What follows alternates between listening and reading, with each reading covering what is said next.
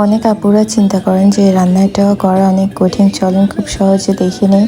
এখানে আমি হাফ চা চামচ আদা বাটা রসুন বাটা দিয়ে একটু সল্টে করে তারপর এখানে দিয়ে দিচ্ছি হাফ সিদ্ধ করা পেঁপেগুলো একটু নাড়াচাড়া করে এখন এখানে দিয়ে দিব বেবি কর্ন, কিছু ক্যাপসিকাম একটার মতো, কিছু বরবটি, একটা পেঁয়াজ, 3টা কাঁচামরিচ এবং 2 পিস লেমন গ্রাস দিয়ে একটু 5 মিনিটের মতো ভালোভাবে নাড়াচাড়া করে নিব যাতে সব কিছু মিক্স হয়ে যায়। এবং 5 মিনিট পর আপনার বাসায় যত ধরনের সস আছে তার থেকে সয়া সস 1 চা চামচ, টমেটো সস 1 চা চামচ এবং এরপরের সসটার নাম কি ছিল সেটা আমার সঠিক মনে নেই, সরি। এরপর আমি দিয়ে দিচ্ছি যে ফিশ সস 1 চা চামচ, আরও দিয়ে দিলাম এখানে আমুল বাটার। এবার সব কিছু মিক্স করে ভালো করে নাড়াচাড়া করে নেব প্রায় 2 মিনিটের মতো।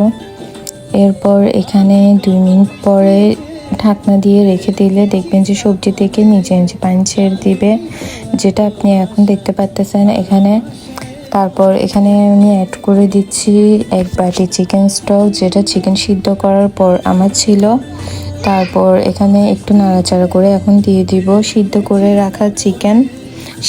রাখা চিকেন দেওয়ার পর আমি ঢাকনা দিয়ে আরও 5 মিনিটের মতো রেখে দিব। আপনারা দেখবেন যে এখান থেকে পানি ছাড়তে শুরু করবে সবজিটার থেকে।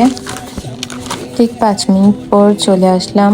এখন এখানে 2 চা চামচ কর্নফ্লাওয়ার একটি বাটিতে কিছু পানির সাথে মিক্স করে সবজিতে আস্তে আস্তে দিয়ে দিব যাতে কর্নফ্লাওয়ার কোনো দলা না পেকে যায়।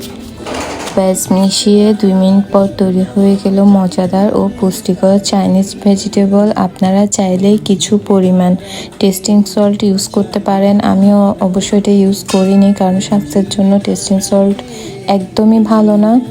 এখন আপনারা দেখে নেন যে কর্নফ্লাওয়ার দেওয়ার কারণে সবজিটার ঘনত্ব একটু বেড়ে যাবে। বাস তৈরি হয়ে গেল মজাদার পুষ্টিকর চাইনিজ ভেজিটেবল। আপনারা চাইলে এই রান্নাটা দেখে বাসায় তৈরি করে নিতে পারেন, এত সুন্দর একটা চাইনিজ ভেজিটেবল। এর সাথে আমি আরও যে ফ্রাইড রাইসটা তৈরি করেছি ওইটার ভিডিও খুব জলদি আপলোড করে দিব আপনাদের সুবিধার্থে। এই রুটিনটা ফলো করলে আসলে স্বাস্থ্যের কোনো ক্ষতি হয় না। সো আল্লাহ হাফিজ।